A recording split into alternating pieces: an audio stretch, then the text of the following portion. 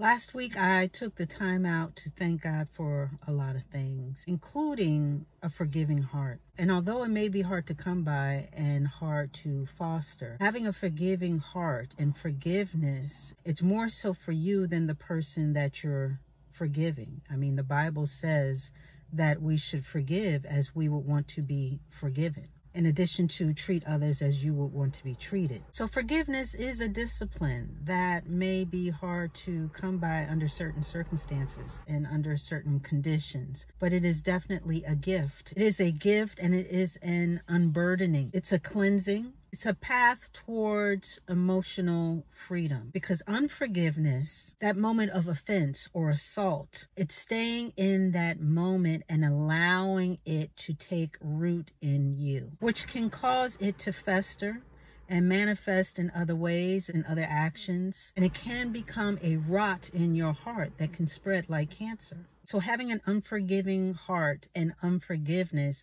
even though you think that holding on to that is hurting the other person, is actually hurting you. It's actually tearing down not only your relationship with God, but also it is an unhealing of yourself emotionally and keeps you captive.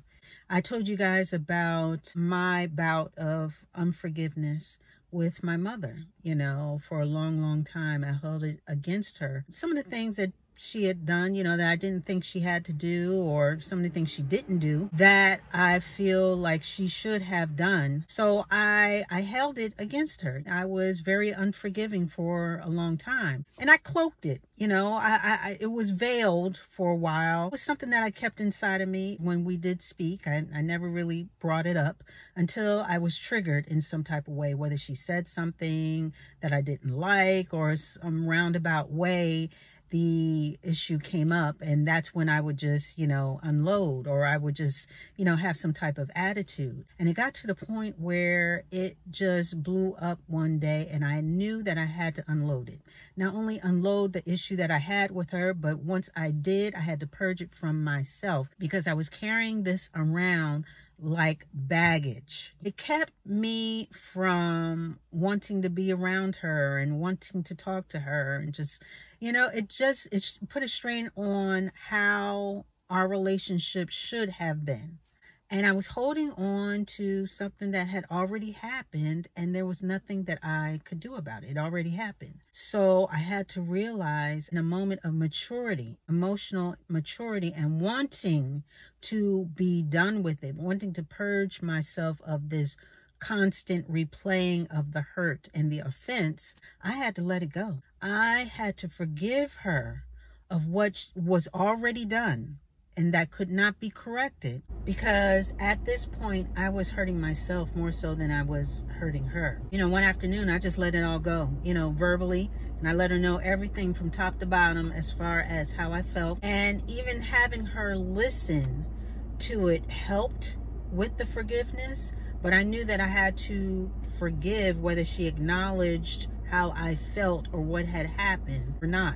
And I'm so glad that I did, because when I did forgive her, I was able to let it go. There was no anger. There was no there. So needless to say, that has definitely helped my relationship with my mother. It has helped me mature emotionally and spiritually, and be able to realize the bigger things in life, and that I don't want to live that way. I don't want to be an angry person. I don't want to be an unforgiving person. I don't want to be steeped in the mire of discontent or upsettedness. You know what I mean? Just being upset and just holding that black part in me and letting it fester. So yeah, I had to forgive my mother. Not just because she's my mother, but because it's the better, it's the healthier thing for me to do. Not only for our relationship, but for myself.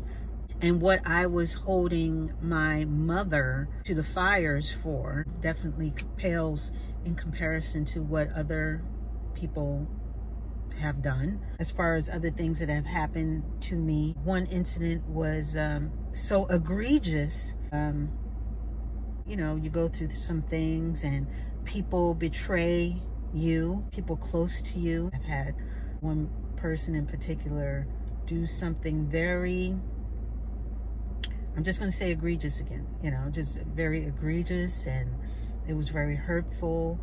And I didn't know whether, not only, forgiveness was the furthest part from my mind, my head at that particular time. At that particular time, I was just trying to heal from it, you know, make sense of it and heal from it, because it was that pervasive an event, that impactful, that I carried around. I carried that around for years, to the point that it permeated just about every facet of my life. It really did. It was no escaping it as far as the imprint that it left on me.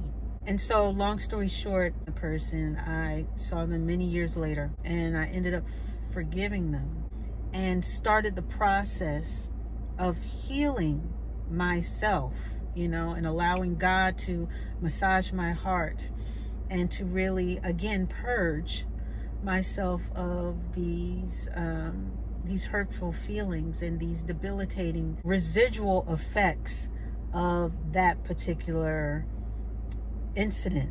I mean, you want to say a hard go? That was a hard go. You know, it was one thing to forgive somebody for, you know, stepping on your foot, or someone that you don't know taking your parking space, and, you know, yada, yada, yada. But it's another thing to forgive someone that you know and that you would hope knew you well enough or care about you enough that they wouldn't have done the offense in the first place. It was a long process, but at the end of the day, am I glad that I forgave this particular person? Absolutely.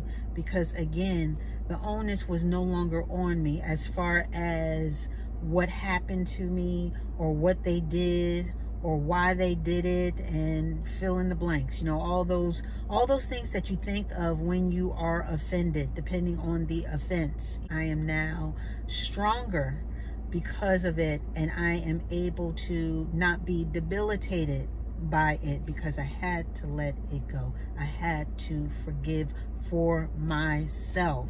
I have to forgive to get myself out of that prison of hurt and pain and let it go. Now, a lot of people, they hold on to unforgiveness because they think that if they forgive the person, that means a stamp of okay. Like, whatever you did, whatever you said to me, that hurt me, I'm now okay with. I give you a pass. But that's not the case. What it is that you're not saying, hey, it's okay that you hurt me. You're saying, I'm going to be okay in spite of the hurt, in spite of the pain. I am stronger, and I am going to get through this. I am going to be okay no matter what. And that's not just words, because of course, those of us who are believers, we know that God is a just God. He sees everything. Nothing goes unseen under his watch, and he's always on duty. So with that being said, God saw the offense, and he's already taken care of it. So in you forgiving the other person for the offense, no matter how big and no matter how small, it's obedience to God and a trust in him that he's already got it handled. Take it out of you and put it on God. He is a just God. He is a God of justice and righteousness. And said, cast all your cares, all your burdens on him, and he will handle it for you. You still staying on that wheel of unforgiveness is only going to tire you out. Unforgiveness is a prison, and forgiveness is the key. Do you necessarily have to forgive and forget? Well, I will say it like this. If you ever remember the offense, it won't have the same sting. So it's not necessarily that it's instantly rinsed from your brain and you'll just never remember it. But it's a thing of it won't have the same hold on you when and once you forgive. It doesn't have that same power over you. Things are going to happen to you in this world. People are going to do wrong. People are going to lie. People are going to make the wrong choices. Their wrong choices are going to cast a wide net and probably get you caught up into something. You know what I mean? Things happen. Not everybody that you're going to loan money to, they're not going to return it. A lot of people have a lot of forgetfulness. They promise they're going to do something, then they just never come through. Things are going to happen, but it's not about what happens to you, but how you deal with it. And again, life is too short to be giving these things, these offenses, power over your life. And you may be thinking, well, this thing that happened, this I can't forgive. This was too big. I'm still in pain over this because it affected this, it affected my life, it took away this person. You know what? God knows. God knows what happened, and he cares about you. And in him caring about you, he wants you to let it go. To anybody who is holding on to unforgiveness and just feels like this is just too much, it's just too big, and I can't forgive this. Yes, you can. Yes, you can, because doing so, that is the first step. That is the medicine to healing your broken heart. I know it doesn't make sense in your head. I know it feels like, but that doesn't make that means that I got to let their memory go and I got to do this. And no, it doesn't. It means that, you know what, I'm taking this off of me and I'm putting this on you, God. I'm looking at this situation, this person, this offense, and I'm not giving it power over me anymore. And I'm moving forward. Because in unforgiveness, you stand still. You're still replaying that same incident. And even if it's not constant, you can be easily triggered to go back to that. So it's a process too. It can be a process. You know, I know that a lot of things, trust me, I know a lot of the bigger things, it's not going to be instantaneous. It's going to be a process, and it's going to be a praying, it's going to be a talking through. But once you get to that point where you are ready to let go and forgive, that is when you will start to heal.